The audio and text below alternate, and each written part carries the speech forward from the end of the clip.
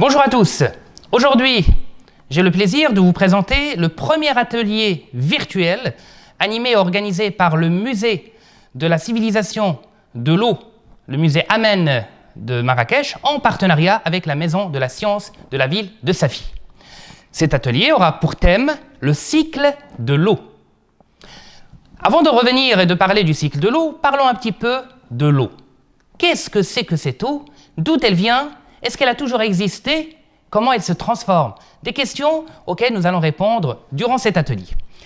Alors, si vous voyez notre planète, qu'on appelle également la planète bleue, parce que la majorité de sa surface est formée d'eau, des océans et des mers, en plus de l'eau douce qui se trouve sur les continents. Bien, alors cette eau, si vous l'avez remarqué, elle va voyager. Elle va voyager à travers un cycle. C'est-à-dire que, sous l'action des rayons du soleil, l'eau des océans va s'évaporer et donc se transformer en vapeur d'eau et en gaz. Une fois à une certaine altitude, comme il fait très froid, eh bien, cette vapeur d'eau va se condenser. Et cette condensation va donner des nuages. Ces nuages qui vont devoir voyager dans l'atmosphère un certain bout de temps, sous l'action du vent. Une fois qu'ils vont rencontrer du vent, ou quand la température va diminuer, eh bien, ils vont commencer à précipiter et donner des pluies. S'ils continuent, ces nuages, à aller prendre de l'altitude, et au fur et à mesure qu'elles rencontrent de températures plus basses, eh bien, elles vont se transformer en neige et vont donner donc des neiges sur les montagnes. Donc ça, c'était un résumé du cycle de l'eau. Mais revenons à cette eau. Vous savez qu'aujourd'hui, l'eau qu'on boit, c'est une eau qui a déjà été bue pas mal de fois et qui a toujours existé, même avant les Romains. Pourquoi? Parce que l'eau ne fait que changer de forme. Elle passera d'un état gaz vers un état liquide qu'on appelle la condensation. Et elle passera d'un état liquide à un état gaz sous l'action de la chaleur ou sous l'action des rayons solaires. Et ce passage est appelé évaporation. Par la suite, les précipitations, eh bien, c'est au moment où le nuage va commencer à donner de la pluie. La solidification, c'est quand cette pluie ou ces gouttelettes d'eau vont se solidifier et se transformer en neige pour tomber sur les sommets des montagnes. Cette neige sur les sommets des montagnes va donc commencer à fondre à l'arrivée du printemps. Et là, l'eau va s'écouler pour revenir vers les plaines. C'est ce qu'on appelle le ruissellement. Une partie de cette eau qui va ruisseler va pénétrer dans le fond du sol ou de la terre. C'est ce qu'on appelle l'infiltration. Donc, pour résumer, je vais reprendre les différentes étapes de mon cycle d'eau. D'abord, nous avons l'évaporation des eaux des océans, des mers, des rivières, des lacs, sous l'action de la chaleur, mais il y a également la transpiration des plantes qui va également donner de la vapeur d'eau. Par la suite, nous allons avoir la condensation. Qu'est-ce que c'est que la condensation? Eh bien, cette vapeur d'eau qui va monter vers le haut, une fois qu'elle va rencontrer une température très basse, elle va se condenser et donc se transformer en gouttelettes d'eau qui vont s'accrocher à de la poussière dans l'atmosphère et former ce qu'on appelle des nuages. Donc là, c'est la condensation.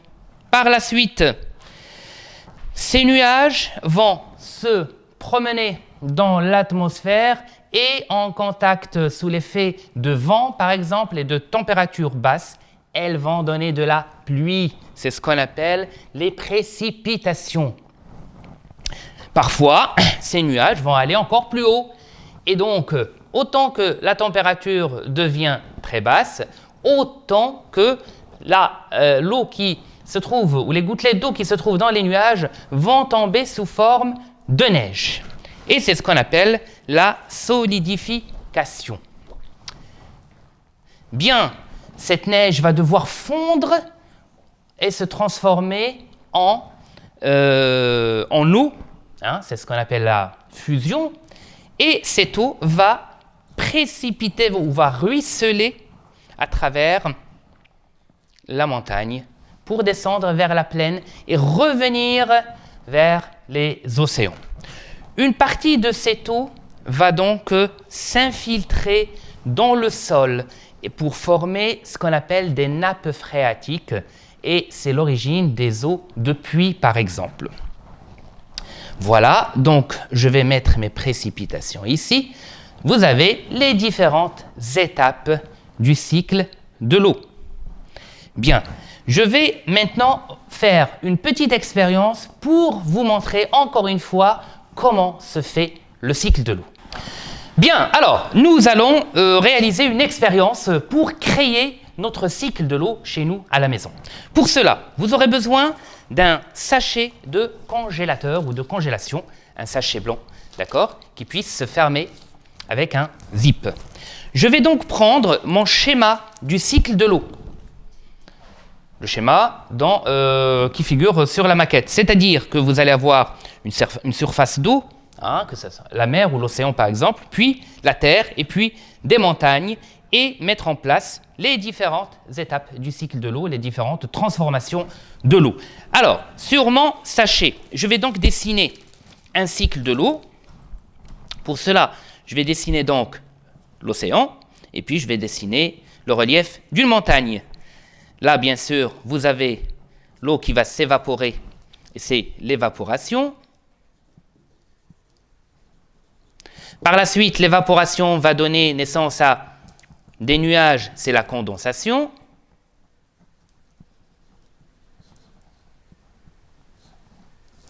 La condensation. Ensuite, les nuages formés vont donner donc de la pluie, c'est les précipitations, et certains nuages vont également donner de la neige sur les sommets des montagnes. D'accord ? Après, vous avez le ruissellement et l'infiltration. Bien. Alors,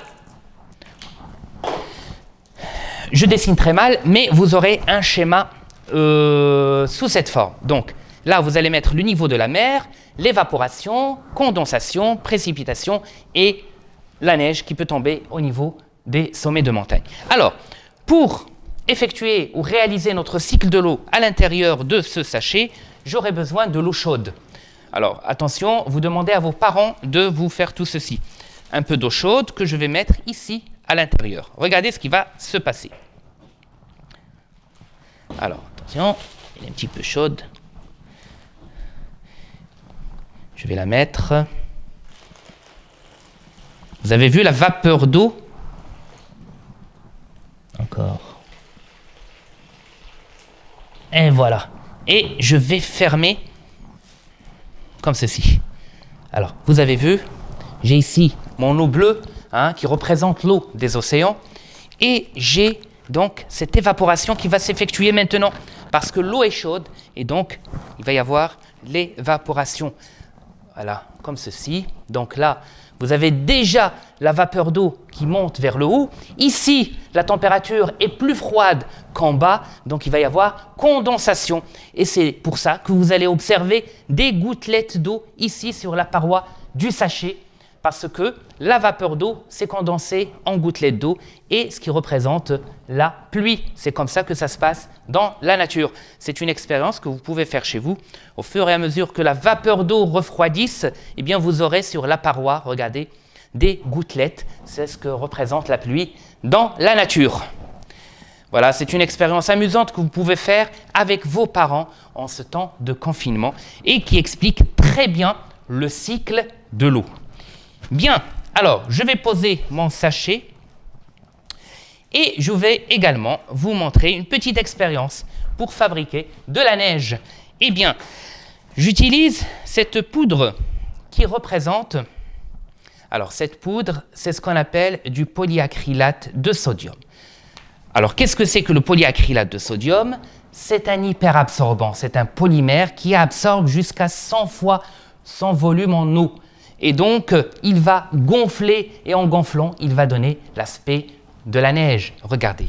Je vais donc mettre de l'eau sur mon polyacrylate de sodium, et vous allez voir l'effet que ça va donner. Alors, regardez, je suis là en train de mettre de l'eau. Regardez comment ça gonfle.